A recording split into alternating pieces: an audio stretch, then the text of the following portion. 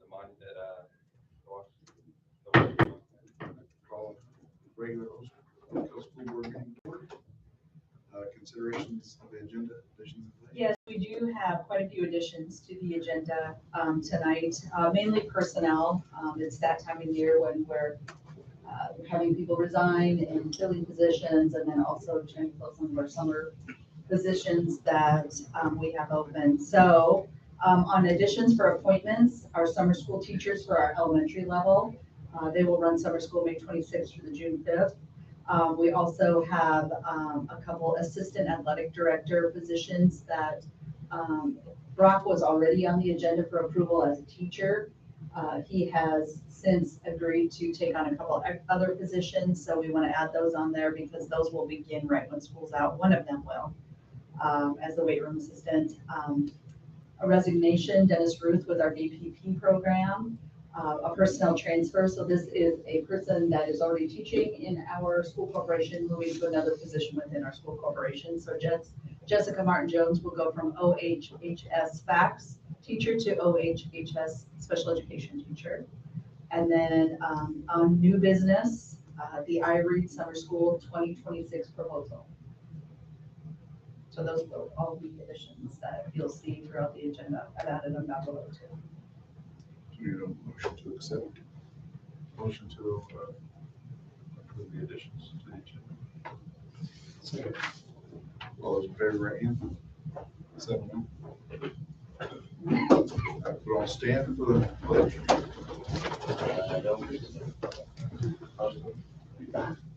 I pledge allegiance to the flag of the United States of America and to the republic for which it stands, one nation, under God, indivisible, with liberty and justice for all. All right, and then celebrations this month is our junior high. Our junior high principal, Mr. Means, is here to share with you information about our 7th and 8th grade students of the month. Okay, well, when I talked to them last week, they indicated that they would be here, but the one I know was on the DC trip, so she may be sleeping. Who knows what she's doing. And I was surprised that Thomas is not here, because at all indications they said they would make it.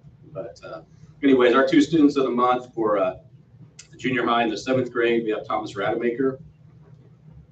Thomas brings a unique perspective and high energy to class on a daily basis. His passion for learning is contagious to others in the classroom. He thrives on debate and brings depth to classroom discussions. Because of this, he pushes his classmates to greater depths as well. Thomas brings enthusiasm to all his classroom tasks. With his great appetite for knowledge, he single-handedly changes the dynamic of a class. Thomas is a delight to have in class. Thomas's favorite class is choir. He is also involved in the game club. Thomas's parents are Jessica Staton and Nolan Rademacher. His brothers and sisters are Randall, Archer, Brianna, Grant, and Connor, and Errolyn. Congratulations, Thomas, for being selected as a student of the month by your 7th grade teachers. Great job. Our 8th grade student of the month is Avery Simpson. Avery is a delight to have in class. She works hard and consistently scores at the top of her class. Avery has a fantastic work ethic that will take her very far in life. Avery works extremely hard inside and outside the classroom. She contributes to classroom discussion and helps make the classroom a positive learning environment. Avery's favorite classes are history and English, and she is involved with her church's youth group and CSA in Marion. Avery's parents are Sarah and Jean Simpson. She also has one sister, Millie, who is a 5th grader at Swayze Elementary. Oak Hill Junior High is lucky to have had Avery as a student the past 2 years. She will be missed next year. Keep up the great work. All right, thank you, Mr. Means. All right, Mr. Smith, for our Oak Hill High School students of the month. Okay, similar to the junior high, this time of year between sports, farming, jobs, and life. Talked to the parents on the phone last week. They just said we're not going to be able to make it. Great honor. Appreciate it. So hopefully they can check it out on YouTube here. So let's see it. So our first is a freshman, Jordan Grinslade, And her parents are Tony and Yonda Grinsley. And what was written about her and how we do it, I don't think I explained this the last time. It came up in, I think, in December, if I remember correctly. Our teachers are asked to nominate students, and some of our office staff can too as well. So this comes from all of our student nominations, mostly come from teachers. And for her, it says, "It is my pleasure to nominate Jordan Grinsley for Freshman Student of the Month. Jordan exemplifies the qualities of a dedicated, positive, and well-rounded student. She consistently demonstrates leadership, enthusiasm, and a strong sense of community both inside and outside of school. At school, Jordan actively contributes to various extracurricular activities. She's a valuable assistant of the junior high it used to be formerly high school. It says junior high Dungeons and Dragons Club. Is that still active in high school? Or is that a former? Okay, because that's how it's written. So I don't know if she's helping out with junior high or how that's No, working. Junior high, that's just part of the board meeting. Okay. Just want to clarify that. But anyway, she's involved with the Dungeons and Dragons Club, fostering teamwork and creativity among her peers. She also participated in tech with the Frozen musical, contributing her skills to ensure the production's success. Additionally, Jordan is involved in art club, band, and pet band, showcasing her diverse talents and commitment to the arts and school spirit.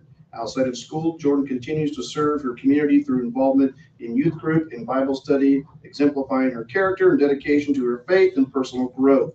She also demonstrated her willingness to give back by volunteering at the Oak Hill Pot of Gold formal wear sale on Saturday, that weekend, where she provided excellent assistance and support. Jordan is an outstanding student and a positive peer example, always displaying kindness, responsibility, and a willingness to help others. She embodies the spirit of an Oak Hill Golden Eagle and serves as an inspiring role model for her peers. I highly recommend Jordan Grinsley for Student of the Month. She truly deserves this recognition for her hard work, kindness, and leadership. So once again, Jordan Grinsley, our Freshman Student of the Month. And for our Sophomore Student of the Month, we have Jacob Morrow. His parents are Douglas and Mary Beth Morrow. And for him, Jacob is, again, Sophomore Student of the Month. Jacob is very well respected by his peers and appreciated by his teachers. He's one of the most polite and friendly students in the building, and he always has a smile on his face. In athletics, he's one of the hardest workers, and this work ethic has helped him become a very well-rounded athlete. Most importantly, Jacob takes his academics very seriously, as he always looks to take as rigorous of a schedule as possible to better prepare himself for his future endeavors in college and his career. Keep up the great work, Jacob. Again, Jacob Morrow, Sophomore Student of the Month. And for our Junior Student of the Month, that will be Tayshawn Inman, and Duran and Chelsea Inman are his parents. Tayshawn Inman is an exceptional young man that we are fortunate to have here at Oak Hill. He's very kind to others as well as respectful. He is a student of high character along with tremendous personality. Tay is a model student both in the classroom and on the athletic field. Tay has a rare combination of exceptional natural talent and a truly proactive work ethic. He's not afraid to seek clarification, which has helped him understand difficult material efficiently. And one of the things that we appreciate most is that he is always willing to help others. Again, Tayshawn Inman, our Junior Student of the Month. And then finally, our senior is Josiah Watkins. His parents are Ben and Michael Watkins. And Josiah is always prepared, always ready to play, and always willing to help those around him. His positive attitude, strong leadership, and dedication to the band program make him a role model for others every day. Whether leading by example in rehearsal or encouraging his peers, Josiah consistently helps make the ensemble stronger. So, for excellent Student of the Month for us this here in May. So, any questions about any of our Student of the Months? Here. There's Josiah one more time. Get him on camera. You want to see that? There's Josiah. Okay. All right. There's Tayshawn. Zoom in. Okay. You have Tayshawn right here. And then we have Jacob Morrow right there. There's Jacob. And then finally, again, Jordan Grinsley one last time. So get on camera there. So usually we have one girl and 3 boys. Yes. I'll put that memo out there.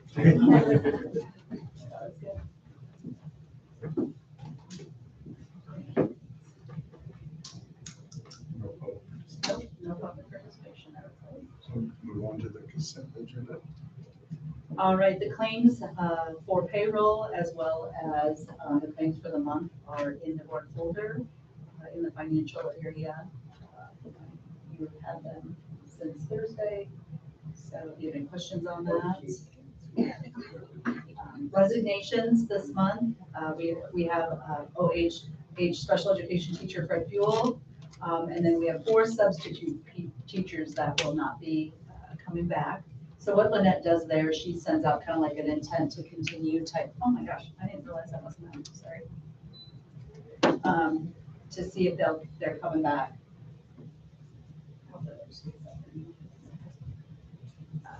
And we have 4 that will not be returning this next year. So as far as appointments, Jeremy Height is doing an extended leave for a substitute teacher at Condors. Danielle Hewitt, this is a little bit after the fact. We have in our ECA handbook or ECA list that if we coordinate and host an EC or an academic team competition, the coordinator of that gets a little extra stipend. So that's what that is in regards to. That was held in March. Carrie Johnson, Oak Hill Junior High yearbook. A new substitute teacher, Jessica Johnson. Tanner Fields will be our school to work Chromebook technician next year. He'll be a senior. That will be his work-based learning program. Angela Hicks, Oak Hill High School Special Education. Jessica Sandoval, Oak Hill High School Spanish. Brock Massey, Oak Hill High School PE/weights teacher. Brock Massey, Assistant Athletic Director, weight room assistant, or weight room, like it's the summer program is what that is. Brock Massey, Assistant Athletic Director, Player Development. And then summer school teachers for Converse Elementary will be Emily Shaw, Michael Watkins, and Samantha Metzger. And for Sweetser, Christine Miller, Patricia Lehman, and Brooke Arthur. And that may change a little bit depending on numbers. Right now we have 33. You'll see that when we look at the proposal. We have 33 students that are supposed to attend or planning to attend. If that changes, the staffing could also change, and those teachers are aware of that. We had a special retirement last week. Thursday was Vern's last day as our courier. He's been with the school 28 years. Fun fact, this was Vern's 3rd time retiring. He retired after 41 years in 1996 after working for, I think it was what was it? Gen Core Automotive, is that right? Gen Core, yes. Gen Core Automotive. And then he came to work here at the school in 1996. In 2020, he retired, kind of during that COVID time. So after 24 years, and then 2 years, when I started here in 2020, about my 2nd week into working, he came into our office and he said he wanted to meet the new superintendent. And he comes into my office, he said, I don't know if you know me, but I used to be the courier here, and I heard we had a pretty new superintendent, and I want my job back. So I joke with him, I'm like, Vern, you had me at pretty, right? So yeah, then he's worked here now another 4 years. So Vern will be 90 years old July 10th. So he was a special employee to us. So we celebrated him on Thursday, and then he'll also be celebrated with the retirement breakfast on May 22nd. We have a transfer as well. Jessica Martin-Jones will go. Mrs. Collins is coming from a concert. Jessica Martin-Jones will go from Oak Hill High School fax teacher to Oak Hill High School special education teacher. We had a donation this month, as well as our fundraisers. We have 2 cheer, a volleyball, girls basketball, and baseball. So those are summer plans and programs that they're doing over the summer to raise some money for their programs. And then we also have 2 camps. We have a football youth camp as well as a cheer camp. And that is all for our consent agenda. Any questions? I'll give a motion to approve. So moved. Second. All those in favor, right hand. So, All right. right, on to new business. We were just talking about the Washington DC trip a little bit before the meeting started. They left Thursday really early in the morning, 3:30 in the morning or 4. They left and they got home really late Saturday night or really early Sunday morning at 4. So I had a child that was on that trip. I did not go this time, thankfully. But Justin did, and sounds like it was kind of fast and furious and a great experience. And what did you say the people kept saying about our kids? They were very respectful. They were one of the best groups that they said they've had in a long time. Which is nice. That's always good. So this approval is for next year, the 2027 Washington DC trip. They will be going back to a little bit, or what ours was supposed to look like this year. There was a change because the travel company we were originally supposed to go with was bought out by another company, and they don't do overnight trips. This particular company that she is now using for next year, they do, and so we're gonna go back to the leaving at 7 o'clock Wednesday evening, arriving about 7 o'clock Sunday morning. So that'll give them a little more time in DC. So you can see the trip proposal there. It'll be May 5th through May 9th of 2027. The cost is a little bit more. I think when I went, it was like $800. And now it looks like it's about $1,300 for next year. And I think this year was about $1,100, wasn't it? It was a little over 12. 12, okay. So just kind of, obviously, with everything else going on, I'm sure that's part of it, so. Any questions? Not any motion? Sorry. All those in favor, right hand? So, Also on the agenda is the 2028 Europe trip. So they too just got back they went over spring break and got back right before school started again, was March 31st or March 30th, right around in there. And so they are planning for another trip, and they try to do this every 2 years. Something unique about this trip, this will be Mr. McDevitt's last trip. He's been going, I think, for 15 years, has been doing it or 15 trips. So for a very long time, he's been doing it. And this next trip will be from Budapest to Berlin. And here's a little bit more of so they'll visit Germany, Austria, Hungary, and Czechia, and kind of give you an idea there of who can participate. They allow students to go, and if you're a student, that's your criteria. But they also have had it's been popular among people like former students, parents of former students, parents of current students. So it's a variety of people that are able to go. Here's kind of the cost of this one. There, it's a little bit more than I think it was. It's $4,852, and I think this year it was about $3,500 per person. So a little more expensive there. So they'll do 2 nights in Budapest, Hungary, 2 nights in Vienna, Austria, 1 night in Czechia. Is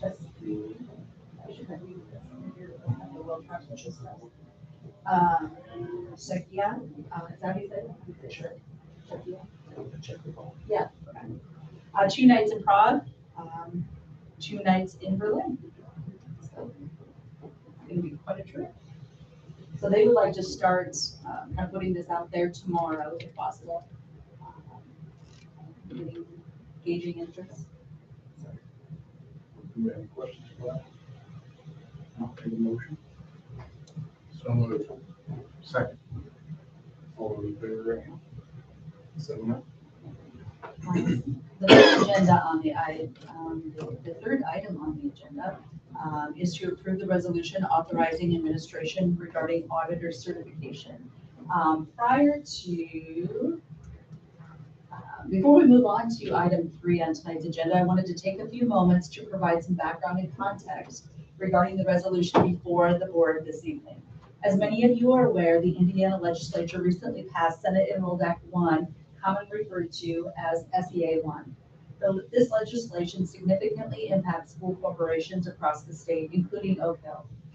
While portions of the impact will occur gradually over the next several years, the financial effect on school corporations will be substantial and long-term. Over the past several weeks and months, our administration team and board have been reviewing financial projections, discussing future budget impacts, and evaluating what these changes could mean for Oak Hill schools moving forward. Our goal throughout this process has been to be proactive, transparent, and responsible in planning for the future of our district, while continuing to provide strong educational opportunities to our students and maintaining quality staff and programming. Tonight's resolution does not place a referendum on the ballot. Rather, it authorizes the administration to work with our county auditor and our financial and legal partners to gather the information necessary to determine whether pursuing an operating referendum may become necessary for our Oak Hill schools in the future. To help explain the financial impacts of SEA1 and the projected impact on Oak Hill schools, we have asked Barry Gardner with Policy Analytics to join us this evening. Barry has been working with school corporations throughout Indiana, analyzing the effects of the legislation and helping districts understand the long-term financial outlook created by these changes. At this time, I would like to introduce Barry from Policy Analytics to walk us through some data, some projections, and information related to SEA1 and how it may impact Oak Hill schools moving forward. Great. Thank you. I appreciate it. Good evening. Good to see everyone here tonight. As Dr. Hartman mentioned, Policy Analytics has been working with school districts across the state. Really, prior to SEA1 for a number of years, we've been in this space for about 20 years, specializing in property tax analysis, assessed value, what those revenues and things mean for local units of government, including schools. We're engaged in about 125 school districts across the state. And SEA1 has created another layer of complexity at the end of the day for many schools and has impact on tax rates and revenues. There are currently, I think the list that we share between Policy Analytics and Ice Miller, who provides legal counsel for many of these districts, 58 districts went through some sort of, or gone through some sort of consideration process around a potential operating referendum. I think, again, some districts are working through that. There's a decent chance we're going to end up with somewhere around 45 school districts seeking an operating referendum in November of 2026. Part of that challenge, I think, again, just for everyone's awareness, is part of SEA1 also changed the referendum process. It used to be you could go in a year, and you could go in both the primary or the general election in May or November. Now it is only in even years, and it has to be in the general election. So if a district does not go in 2026, the soonest they could go again would be November of 2028. And so that's just created a little bit of the, I'd say, number of districts that are coming to the table here as we to consider this. So tonight, I really just want to talk through some localized information to, the Oak Hill School Corporation, what this potentially might look like, to again, hopefully give you some of the information you need as you consider some steps forward within that. So I think one of the things we first need to also level set is just the idea around property tax revenue and tax rates and some of the impacts. And one of the big drivers with this is assessed value. So assessed value is the value of the properties inside of the school district boundaries. So homes, businesses, farmlands, when we add all of that up, that creates the assessed value. And ultimately, in a lot of potential ways, it creates the wallet, so to speak, the revenue driver. And one of the things that we know when we analyze this, and we kind of do a look statewide with some similar sized school districts, is that the Oak Hill schools assessed value per student is on the lower end. The state average you can see there is a little over $500,000 per student, and Oak Hill's sitting just north of $318,000. And so again, when we have lower assessed value, one of the factors is it first starts to create a situation where we have to have higher tax rates in order to generate the same amount of revenue. Also gets into some places where it doesn't generate the same amount of revenue at the end of the day, at least from the property tax side, which is our operations fund. Not really tonight talking a ton about the education fund and that per student. We'll mention that just a little bit, but assessed value is really directly correlated with your operations fund and a potential referendum at the end of the day. And so one of the next pieces that we look at is what the net levy or revenue per student is in that operations fund. So again, this is a set of similar sized school districts from across the state. And you can see the state average is $1,952, where Oak Hill sits at $1,669. The actual median figure is just a little over 2,200. So it definitely puts Oak Hill down towards that lower 25th percentile at the end of the day. And so, one of the exercises just for simple math is if you had that state average and you had an extra $300 per student in the operations fund, multiplied that times your enrollment, it's going to generate some significant dollars, right? That would help the district. Fortunately, that's not the case. And we have this kind of disparity when you look across the state in terms of operations fund. And so that, again, creates to just your own financial story, right? The challenges and the things that you work through on a year-to-year basis. The next piece really then is now we're going to layer in and we're going to talk a little bit about Senate Enrolled Act 1. Senate Act 1 was passed in 2025, sweeping property tax changes to legislation. And I'll highlight just a few here, and we'll see that in the data. But the first is that increased deductions. Increased deductions for homeowners, that over the next 5 years, it'll move to a 2/3 deduction for homeowners. And anytime we increase deductions, we're going to drive down the net assessed value of a property, right? So I start my home as a gross assessed value, maybe $200,000, but I'm only taxed on the net assessed value, which is after deductions. So as we increase deductions, we're going to push down on net assessed value, and that's going to impact, again, those rates and revenues. They also introduced 2% deductions, for the 2% class, and that is ag, long-term care, and apartments. That class did not have deductions in the past. They'll move to a 1/3 deduction over the next 5 years. So again, we're increasing deductions, pushing down on net assessed value. The other kind of big piece, at least on the assessed value side, is the business personal property. So there's always been in the state of Indiana what they call a de minimis personal property exemption.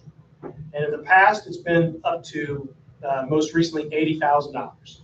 So if I had a piece of equipment inside of my business to help me run my business that was worth $75,000, I did not have to report it for taxable purposes to the state of Indiana. In 2027, that de minimis amount goes from $80,000 to $2 million in investment. So now if I have a $1.5 million piece of equipment that helps me run my business, I don't have to report that for taxable purposes starting at 27. That just pulls assessed value out of the system, is what it does. And so that's a pretty big change, and we see that here in the data in just a few minutes. The last one that I'll spend the most time here is the 10% homestead residential credit. This is new in 2026. It's new to Indiana, or to homeowners, and it is a credit on the tax liability up to 10% up to $300. So what does that mean? If I pay $1,500 in property taxes, I'm going to get 10% off, so I'm going to get an extra $150 off. I'm only going to pay $1,350 in property taxes. And that $150 is now revenue that's not coming to the local units of government, including the school. And so that's a revenue hit at the end of the day that SEA 1 has brought that will show. So again, lots of changes that have a lot of moving impacts as we move forward. So just from a sense, one of the things we do is we project out net assessed value for school districts across the state. Kind of real fast through this chart. The green line represents gross assessed value. That is, again, AV before any deductions. It's supposed to be market-based, okay, because our assessment system is market-based. They did not change that. So in ours, we still project that gross assessed value will continue to grow to about a 3 to 4% clip, right? So a home that's worth $150,000 would maybe move to 155 to 160 and so forth, like it has in previous years. Really quick, if you look, it goes up and then it dips a little bit before accelerating again. That dip is 2027. That is when the business personal property change happens. And I mentioned we're pulling assessed value out of the system. Okay. And then you can see for your assessed value associated with both any potential referendum and your debt service and operations fund. Over the next 5 years, we expect the EV to drop by about 4.5% annually. So again, as assessed value goes down, that's going to force tax rates up in order to generate those same amount of dollars at the end of the day. And so this is some of the complexity that we're really seeing. When we look at that on an annual basis, this is your assessed value change historically over the last 10 years is in that dark blue. We see those bigger spikes there in 23, 24, 25. That's us coming out of COVID. It's when we came out of that housing shortage across the country and in the state, home prices began to escalate quickly. And again, it's a market-based system. So as home prices increased, so did residential assessed value. We also had a piece, and you have some farmland, where the base rate farmland calculation was rising over that time as well, that contributed to some of that. As we look at the teal moving forward, you can see that big drop in 2027. Again, that's that business personal property that's driving that. And then the future years are, again, just the deduction structures as we move forward. We're driving that up, so we're pushing down on net assessed value. And then 2032, it flips, and you see it goes positive again. That is because all the deductions are fully in place in 2031. We really establish a new floor, and we start to build from there. So that's why we see a little bit of this roller coaster. Just wanted to highlight, this is part of that parcel level deep analysis that we do. This takes a look at the business personal property inside the school corporation. Really fascinating data, at least if you're a data geek within these pieces, we've seen really across the state. If I look at that top circle graph, it represents the actual number of parcels that fall above and below this new threshold level. And what it says is 98% of your parcels are actually below this new investment level. But as you go down the chart below, it only represents about 46% of your total business personal property. That's because oftentimes large companies have big pieces of equipment that have values more than $2 million at the end of the day in terms of investment level. But it does show that at the end of the day, we're pulling out about $40 million of AV in 2027. Thus why we saw that big drop in the chart before in terms of your net assessed value. So lots of moving pieces that, again, impact rates and revenues and considerations at the end of the day. This next chart then shows the new 10% homestead credit. So it says unfunded credits. What we mean by unfunded credits is revenue that the district doesn't collect. And this really is specific primarily to your operations fund. So you can see in 2025, it was about $160,000, and the overwhelming majority of that was traditional circuit breaker. That homeowner hits the 1% cap, they can't pay any more, and those dollars above the 1% cap is revenue that's not collected. Okay? So fairly minimal. We see it jump in 2026. That is because of the new 10% credit, right? And then it continues to climb the next couple of years as more people begin to hit that circuit breaker. And then you see the jump in 2029. The reason for the jump in 2029, you can see the PTRC expiration. That is property tax relief credit. So that is another function of SDA 1. Counties across the state have, not all counties, but a large majority of counties had the option to have a local income tax. And the county could take that local income tax and they could distribute in some different ways. One of those is a property tax relief credit. So what am I doing? Taking local income tax that's collected at the county level, and I'm using it to lower property tax bills. Okay, so it's kind of mechanics. That goes away in now 2029. Original legislation was 2028. This past spring, they pushed it to 2029. Has two impacts. For those that are already near at the circuit breaker cap, so think of your municipalities, you'll find in Converse and Swayze and those communities, it actually increases your traditional circuit breaker. And so that's why you see that dark blue go from 249,000 to 578,000 in that year, because that PTRC going away. We're going to show another impact of the PTRC piece here in just a second. But ultimately what you can see is over the next 4 years, the revenue loss jumps from about $160,000 annually to almost $900,000. Right? So again, about a $700,000 loss of revenue that the district has to adjust for in your operations fund at the end of the day. And again, the operations fund is levy driven, so it is not one that you really have control over what that revenue structure is. It grows by the state growth quotient. So that's going to have some impact as we think about these dollars moving forward. This is the other piece of SCA 1 that I think communities have to be aware of. So this takes a look at the current situation of a local property tax bill. This is actually looking at Pleasant Township. It's the median home value within that, which in 2026 was $166,000. This has nothing to do, this is regardless of a referendum or not for the district at the end of the day. And you see from 26 to 27, the solid line jumps slightly. The reason for that, business personal property. When that goes away, we pull out that assessed value. Assessed value goes down. We have to drive up tax rates, and that pushes that up. And this individual is not at the caps. And then you see a fairly large jump there from 28 to 29. That is because of the PTRC going away.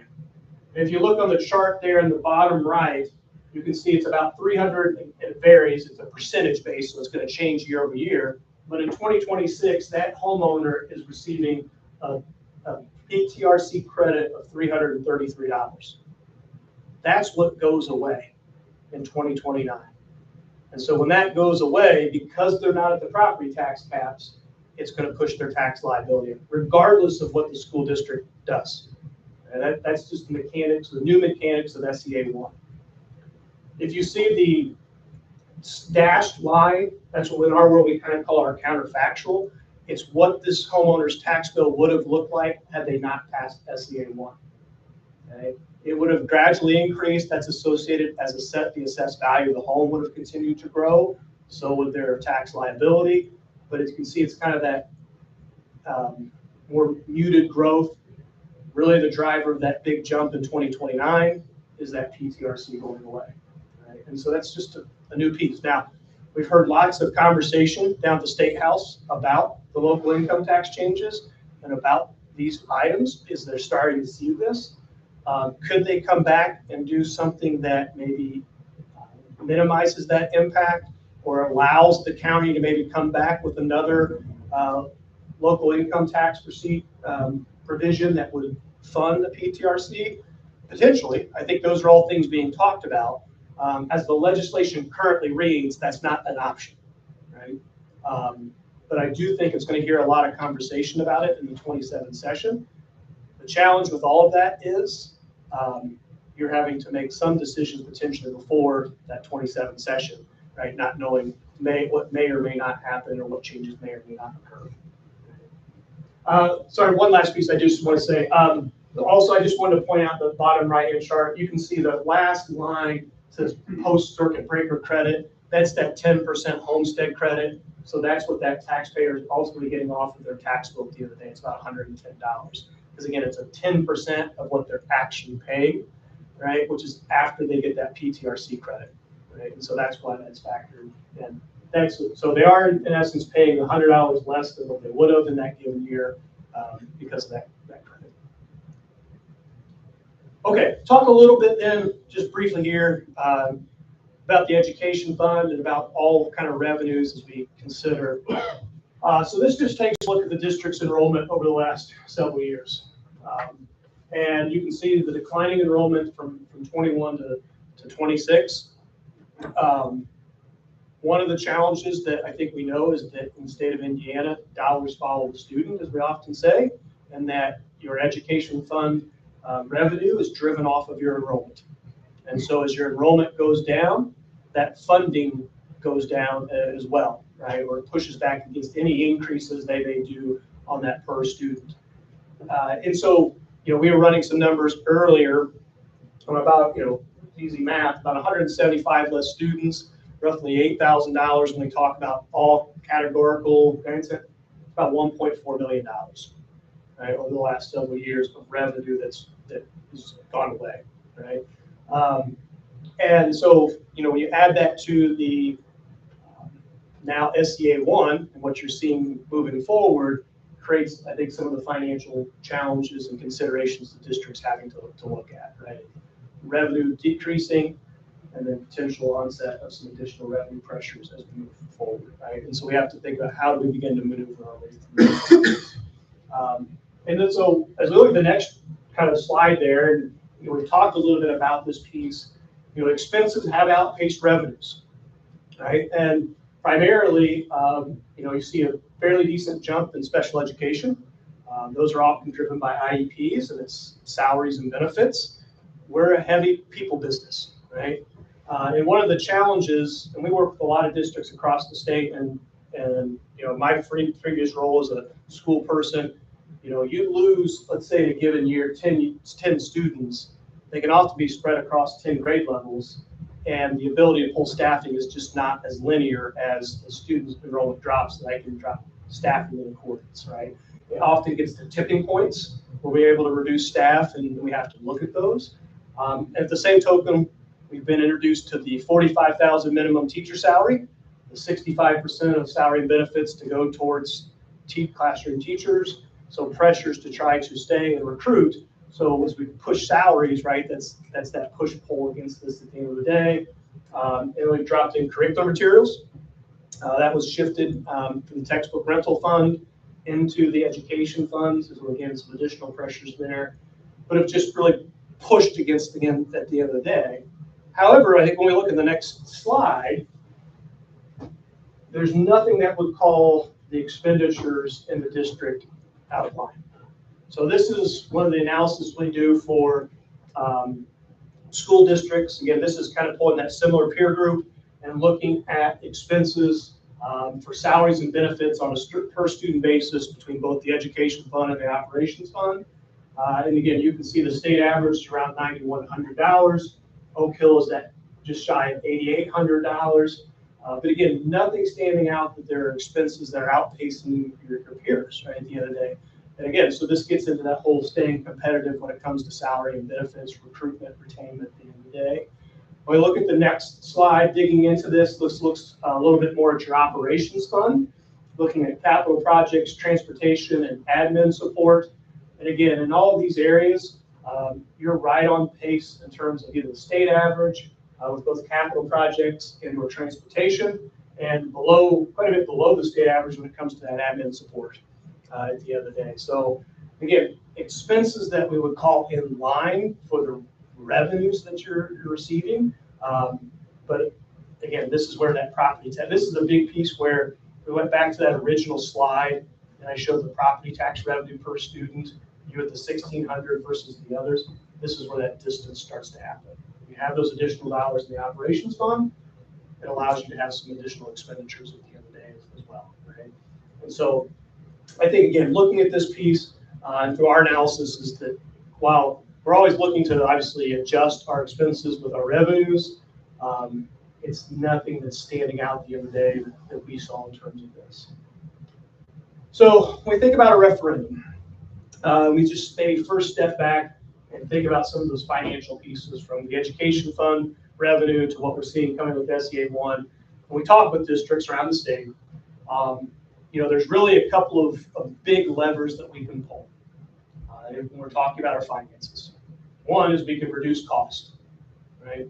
And that's through cost reductions, and we can continue to investigate that. We'll talk a little bit about that here tonight. The other main component is you can increase revenue. Really, the only two main ways you can increase revenue: more students, right, which is easier said than done, or an operating referendum. Those are the two main levers for funding here in the state of Indiana.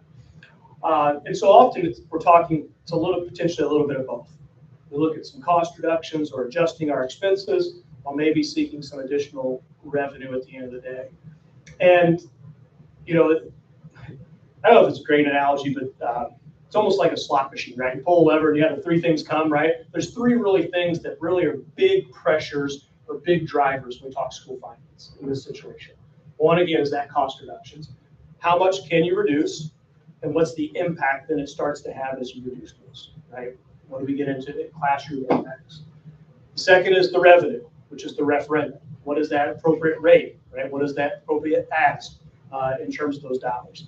And the other big pressure that really kind of overlaps those other two are salaries and benefits, right? That's for 92% people. That's going to be the biggest driver in terms of any cost reductions or cost increases, right? Or revenue drivers looking to support is what we're able to do from salaries and benefits as we look to continue moving forward. And it's really those three things that we have to try to puzzle together at the end of the day to see how we navigate this appropriately moving forward. And I think that's what the board has to consider, right? As you think about this, what are those levers and what do you look to pull at the end of the day? So part of the analysis that Dr. Hartman mentioned that we've been working through over the last several months are some different scenarios in terms of if the district sought a referendum, what would that look like? And we worked some of this with Baker Tilly, who does some of the cash flow analysis for the district. Again, looking at those three main levers that we were just talking about: salaries and benefits, cost reductions, referendum. And so there was a multitude of options that we kind of looked at, all giving different levels of support. And you can see in many of the cases, the rate continues to climb because in those, we're continuing to ask the revenue increase. The last option that we looked at kind of at the end of the day was the $1.5 million levy.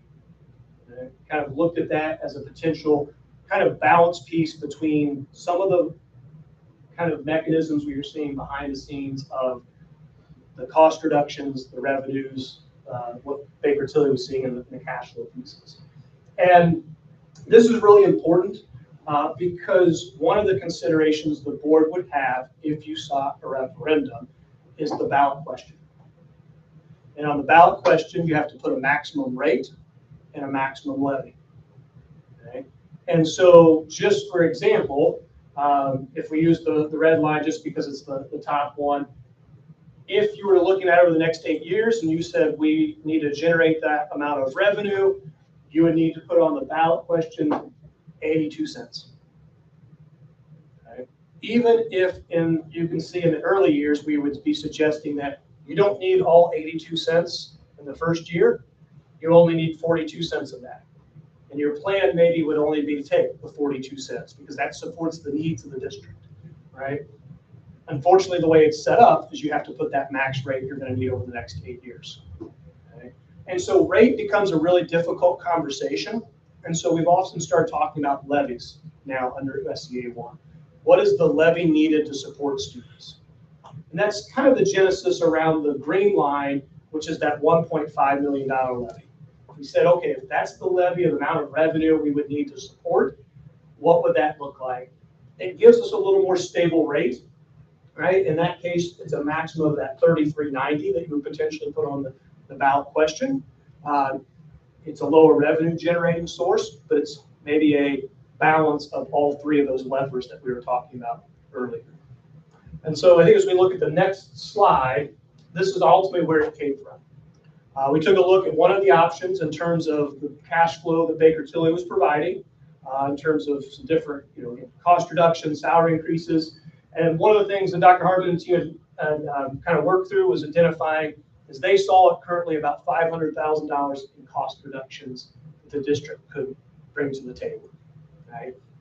And so we layered that in, and it's an interesting piece because in this situation, if we're taking that 1.5 million, it's an average over the next 8 years, right? And so in this, you can see this math problem of the levy needed, after those cost reductions is really only 480,000. So if you took the 1.5 million, you'd actually be taking more than what you would need in that first year, right? However, when we go to the far right, it's saying that the potential levy is a little over $2 million in those years to support it. And in this case, we're only asking for that 1.5. So we're bringing in less than what we need in later years, right? So it's an aggregate over those 8 years in which you'd be taking potentially more in the early years, banking that to help support the later years when you're not bringing in as much, an effort to kind of, again, normalize that rate ask at the end of the day, that it's kind of a consistent rate, a consistent ask versus a growing kind of situation over the course of those 8 years.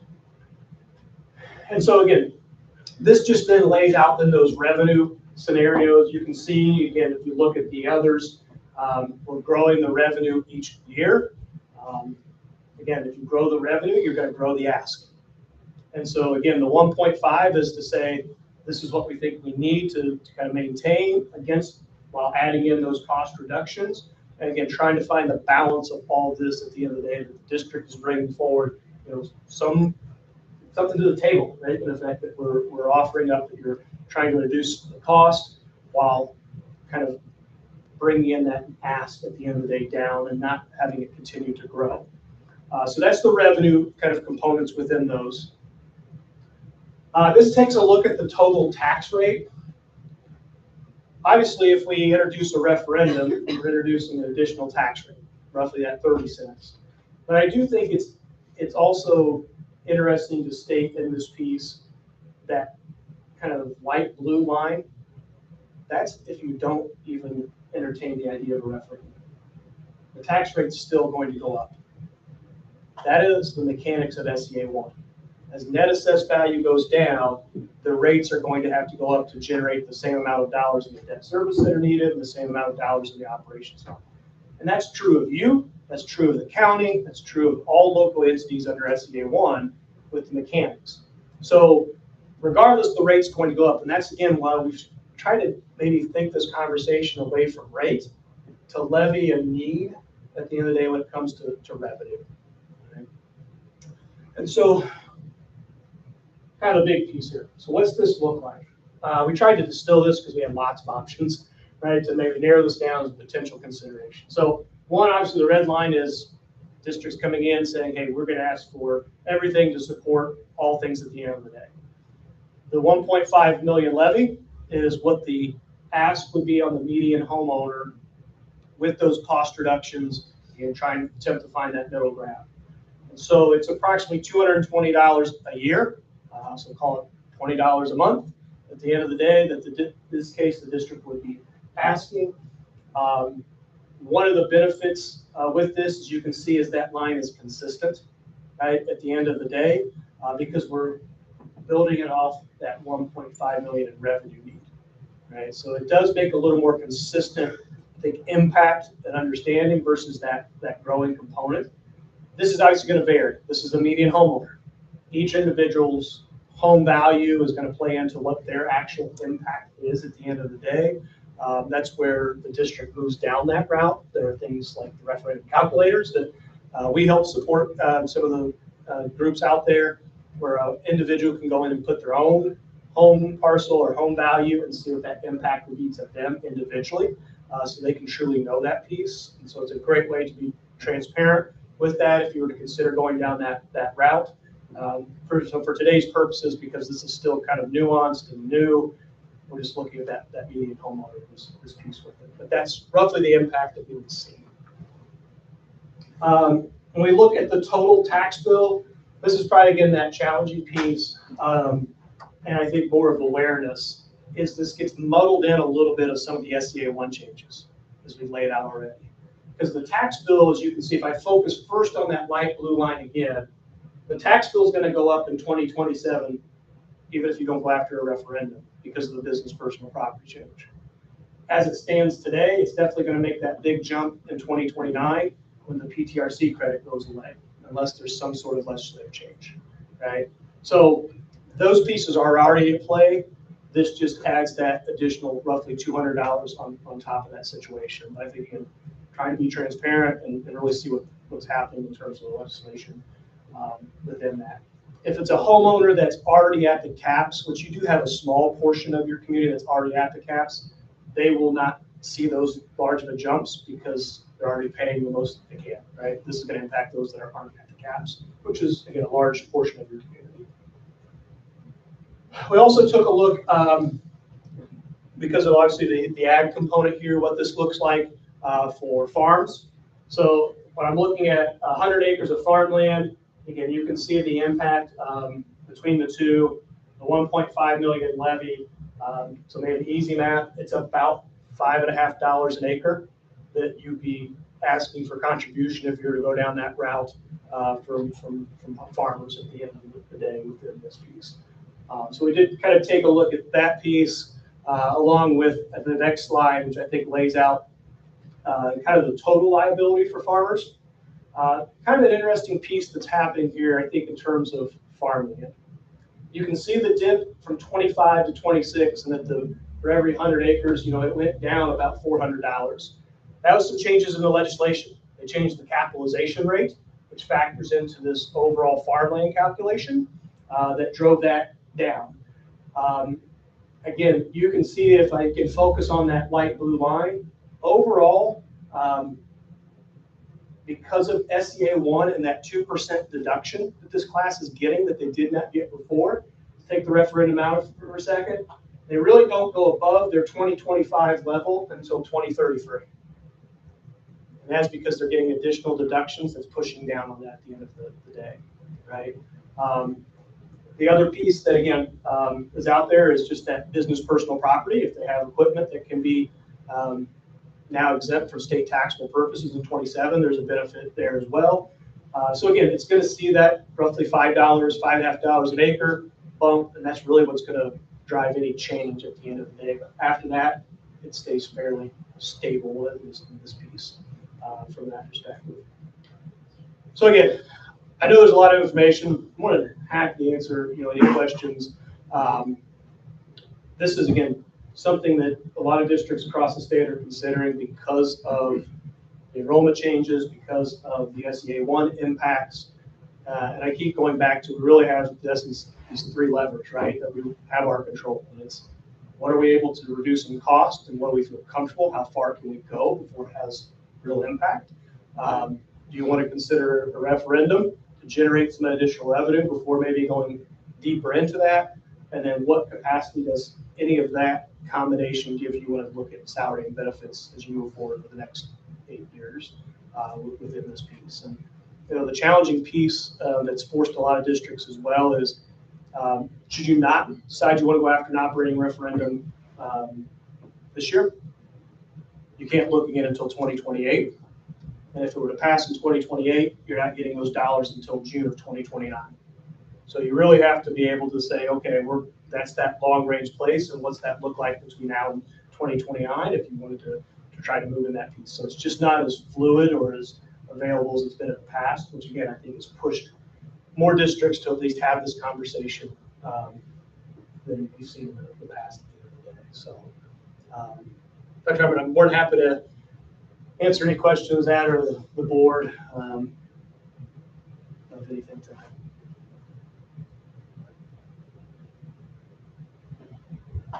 It is kind of twofold, like you mentioned. SEA 1, that's a big impact at about $800,000. And then you factor in the student enrollment part on that education side of it. And that's, a little over $1 million. So when we try to offset that, when he was going through numbers and we were talking, it was like, where can we feel good about where we need to be without still being fiscally responsible, not going to the highest level? Where do we feel good about being that is not so difficult for our taxpayers, but still allows us to do the things that we need to do here to be the successful school that we are. I think that's really and I think Barry did a good job explaining on what he took into consideration to try to make that happen. But a referendum, we would not see the money then until June of 27. Correct. Yeah, it passes November, it would be part of 27 disbursements in June. That's what I thought would be part of the disbursement. Okay.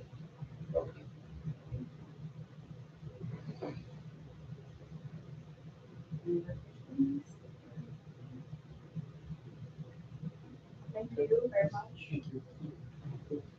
So now we need a So the agenda item that this basically related to are is the agenda item 3, where we talk about approving the resolution.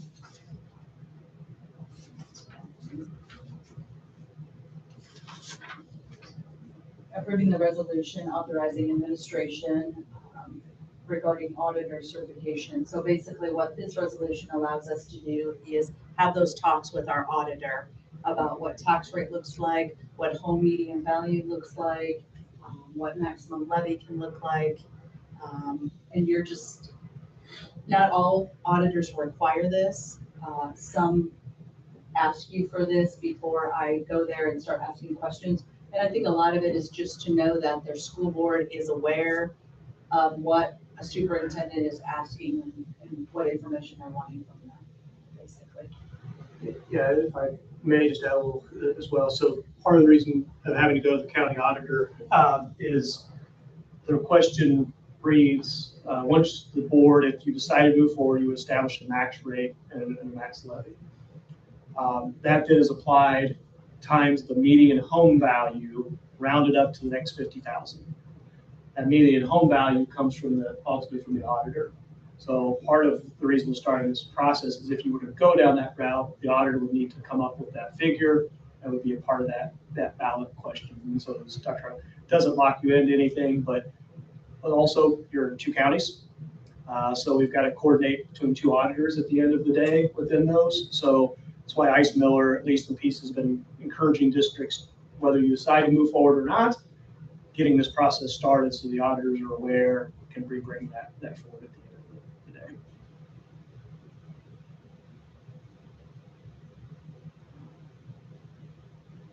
Need a motion?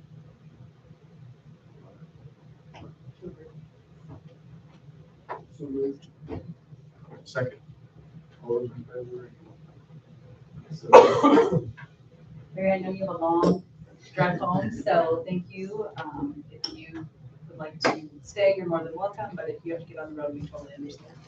Appreciate it. Hopefully no traffic. Right. Yes. So, have a good evening. Thank you for your time, Derek. As Barry was talking, I realized I didn't talk about the update on our HVAC project. Troy and I met with Skillman and Gibraltar last week to talk through some of our preliminary numbers. And good news, it's coming in less than what we had anticipated with them for early numbers. So they're really excited about that, which obviously we have a maximum 25.5 million that we can use toward this project. But if we don't have to, the least amount that we take out and use is obviously the most beneficial for our school. So here you can kind of see today, or last week when we met, they were about, I believe, about 30% done, or 50%, I think is what they said. And then June 26th, they will be 95% done, but Skillman and Gibraltar will actually be at our June 8th meeting to go through, talk through, give you an update of where they're actually at, and show you some of those numbers that they showed us last week. So that is definitely promising as we look forward, or as we move forward with that project.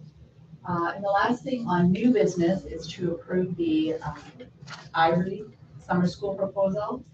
So summer school for the elementary level is required for those students that did not pass the IRE test. So we have our 2nd graders take it, as well as our 3rd graders that didn't pass it in 2nd grade, and then didn't pass it again when they took it the first part of the IRE, I guess, the first part of when you can offer it. What would you, I can't think of the word on that, but so they haven't passed it twice, and then those students then have to attend summer school as well as our 2nd graders. So here you can see we have 18 2nd graders that are identified as at-risk, and those are the ones we have to offer it to, as well as all of our 3rd grade students, which would be 15 who did not pass. The time frame for summer school is May 26th through June 5th. And then they take that test right at the end of that summer school period. You can see it's 3 hours during the morning. use a curriculum there that's kind of geared towards science of reading approved and it's geared towards remediation for the IRE test. So it just kind of gives you an idea. And then on the very bottom, it looks at the cost. So estimated total cost is about $8,900. We are scheduled to get 160, so it's a little bit different than it's been in the past, whereas in the past, the state has 100% fully funded elementary summer school for the IRE program, or for the IRE test. This year, they do not do that. So of the 8,900, we would be looking at paying, with our 33 students, 3,600. And that's kind of why I mentioned at the beginning, when we added that to the agenda, that staffing number could change, depending on the number of students that actually. So the principal's aware of that, teachers are aware of that, so. We sit for it, the test at third grade level 3 times, so the second time we'll sit for it is here in the next couple of weeks before we leave. And if we have a handful more of students pass, it'll lower our summer school numbers and then be able to reduce some staff. So we're hoping for that, and then the kids that attend summer school will sit for it the third time. They have to continue, under the new law, they have to continue taking it until they pass it or reach 7th grade. So that's pretty tough. So will they take it right after the summer school is over, or when is the next window? Right at the end of Okay. the last day of summer school. So we kind of look at scores. They don't have to sit for it 3 times in third grade, and we look at some of our scores that are like, they have to definitely sit for it twice. But if their scores are like 300 points away from Yeah. the past that score, and they just sat for it 2 weeks ago. Yeah. But they have to continue their reading plan. Oftentimes, they have to have an individual reading plan if they don't pass. Oftentimes, that falls within their IEP. We haven't had a student yet where we've had to create their own individual reading plan and not have it included in the IEP.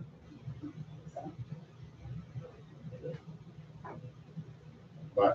My concern was that if you're doing the summer school and then you have a gap, that was one of my questions. Yeah, no, we don't. We keep them and do it right at the end. Any other questions? Not make a motion. So no. Second. All those in favor, raise your hand. 7. All right, down to report the superintendent, just some things I wanted to highlight and make you aware of. Teacher Appreciation Week was last week. Our principals did a great job. I felt like letting their staff know that they were appreciated and thanking them for all they do. So that was fun. Mrs. Collins dressed up as Joan Jett one of the days, and it happened to be the day that Vern, it was his last day, so they took him around Swayze Elementary in a wheelchair, and Joan Jett was pushing it. So I thought, if anyone sees that, they're gonna be like, what is that craziness going on there? So that was fun, fun for our staff. And it's Teacher Appreciation Week, but we do it for our entire staff. Just obviously we're a team and can do what we do without everybody. So senior awards will be Thursday, May 14th. Scott, did you get all that taken care of? I think so. Okay. I hope so. Okay. Well, Scott is going to be presenting the. I'm going to school show board. up, so it's. Scott is going to be handing out the school board scholarship, or the scholarship on behalf of the school board. So that is 1 p.m. in the lecture area on the 14th. The retirement breakfast, you are all invited to. I would love to see all of you there. It's 8:30 to 10. On a biggest reason we do it, it's a nice staff gathering at the end of the year, but we do honor our retirees.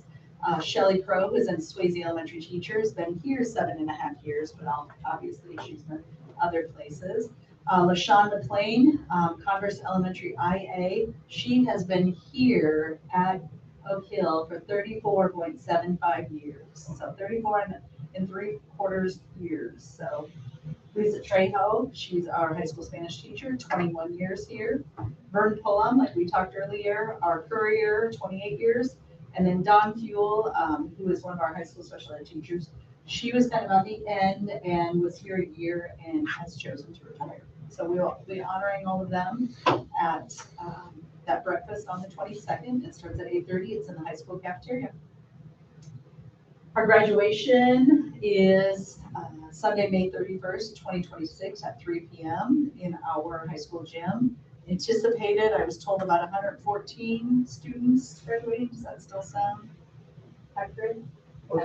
These final weeks are a good indicator, I guess, if that number either stays or drops. So the flexibility waiver, I talked a little, excuse me, a little bit about that at our last meeting.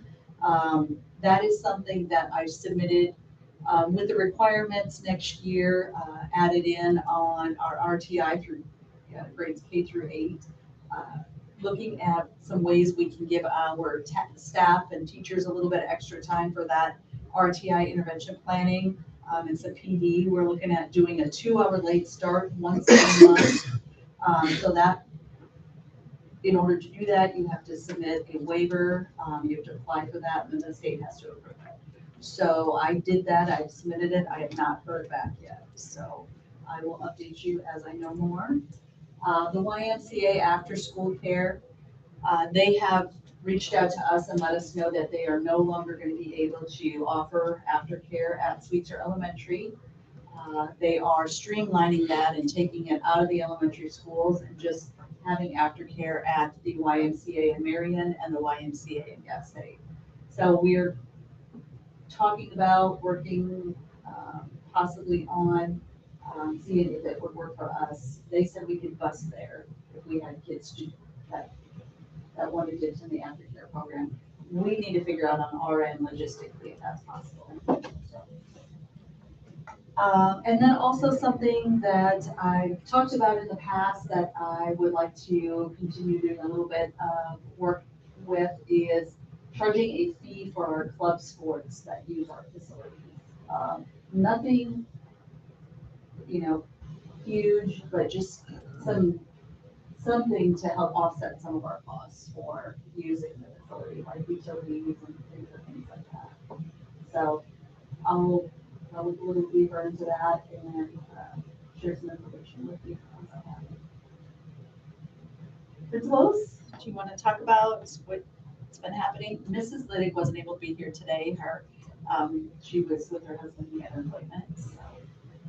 At Sweetser, a couple weeks ago, we had mother-son game night, which we piggybacked. The 3rd grade wanted to do the daddy-daughter dance in February.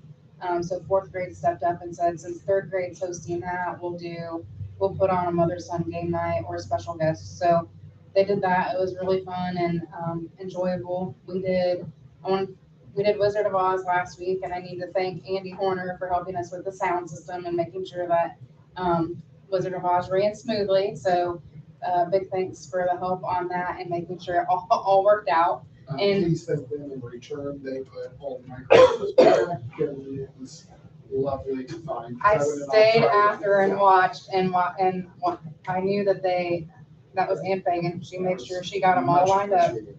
So I saw it all go back appropriately, which I knew would be appreciated on both ends there. So Very much so. I don't know what we've done, a book blast recently. Field trips. Field trip, went to Conner Prairie. We went and did a STEM day. Our 3rd grade went to IWU and did a STEM science program. We finished iLearn and we're doing iRead in the next 2 weeks again. So. Surviving iLearn, I'm telling you right now. Ooh, baby. Our special ed teachers deserve all the props in the world. Poor Lisa Druck took 6 groups to get through all of that testing just because, 1, they're huge groups. 2, if the accommodations are different, they can't test together. So she tested nonstop for 8 days straight, and it's insanity. But everybody's done. We made it, and we all lived through it. We did our student council, who I am going to miss those kids. I don't know. I think I'm keeping Owen Beans. That 6th grade group is just, okay, I might. They're phenomenal. They have come up with some really great ideas this year of things that they wanted to do. They hosted a family game night last Wednesday, Didn't have a huge turnout because there were so many other things happening this time of year, baseball and all of that. But I was proud of the kids for putting it all together and managing it and just having those ideas to bring to the table. And then this weekend, we did our Color Run fundraiser, which was phenomenal. We had so much fun. And some of our kids that volunteered to throw color at others, were taking out some serious aggression. It was awesome though. Great weekend. All right, Mr. Haynes, the junior high. All right, as you guys talked about earlier, we just finished up our DC trip, and from what I hear, that it went pretty well. I'm glad that people down in DC said our kids were well behaved. That's always my worry that they're not. It's usually, if they're not, it's usually one out of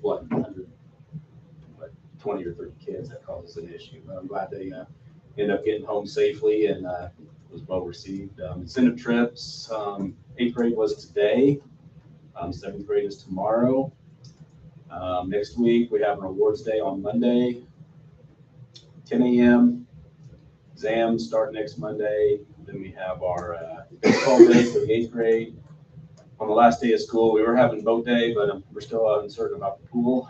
So we may be switching something to 7th grade teachers have it under control, but we may switch to something like kickball day after the exams are over. And then field days next Thursday. So I'm in that mode right now, trying to keep 250 kids whose hormones are going crazy with a week and a half left to not do anything really, really stupid so we can all be happy in a week and a half. So that's kind of a challenge, especially at lunchtime when you get them all together in the same room. But so far, they've been doing pretty well. So And my understanding is the pool the fix is done. They just need to get it regulated and they need to have 2 passing tests before they can open it back up. yeah, I think the plan is we're going to scrap it all together just in Okay. case. Yeah, I don't think they've done the test yet. They were gonna do one this week and you have to wait a week in between, so. We'll see if it's, how that goes, so. Mr. Smith. Okay, academically, as it's noted, seniors obviously we're getting here to the end, with that 114 marker, maybe a little bit better, don't want to fall below that as mentioned. The kids are trying to, their best foot forward at the end and make the best efforts to accomplish that goal to graduate. Senior awards, speaking of that, seniors, as mentioned before too, that is at 1 o'clock this coming Thursday. So we're looking forward to that. With academics as well, we had recently a all CIC academic team. We had 3 members on that team, and that was Josiah Watkins, Lexi Newbert, and Sophia Roman. So it was nice to honor them along with their academic peers from the other conference schools. At CIE, they were great. Jeff and CIC were great hosts for us and had a great luncheon for us. And we had science team. If you're aware, our academic team performed pretty well recently, as noted by Dr. Hardman. But the science team itself went to Purdue this past weekend, and Sarah Beth Tripp and Abigail Pierce made it. We're in the state, don't know what the final results are with that yet. When we get those, we'll pass those on. So, just trying to conclude the year on a good foot academically. Feel like we're doing that. We'll see the final results here soon. Athletically, Mr. Fagan mentioned that there's something every night in some capacity. Lots of changes this time of year with rainouts. Conference schedules are priorities for all of our, obviously our conference opponents or those who are not conference opponents. So sometimes I know Caston had a change. We lost an event there because they had to make up an athletic event. So that's kind of fast and furious athletically and academically. And speaking of which, had a great band and jazz band concert this past week. And then this Wednesday, we will have a choir concert. Show choir concert as well. So a lot of things going on, a lot of happenings as we conclude the year here at the high school. And the girls track team won Grant 4 and CIC, and the boys came in second in both with combined 2 points or something crazy. I thought the county, grant 4 was 1.5, I thought, but it might have been 2.5, but I think at the But I conference, it think- was 2.5. There you go, That's that's there at right. the I conference. was gonna say, I think it, like total, it was like 4 points, like. So, I did forget to mention that too. Thank you to the high school for letting us use the gym tonight. That worked out so much better for our band and choir concert. The gym is plenty big enough at our building. It's the parking that is the issue. And it was so nice to be able to get everybody in there and nobody's grandma is having to walk from the church or push a walker all that way or be dropped off. marathon. Yeah, so that worked out much better and they sounded amazing. And one of my kids brought a didgeridoo.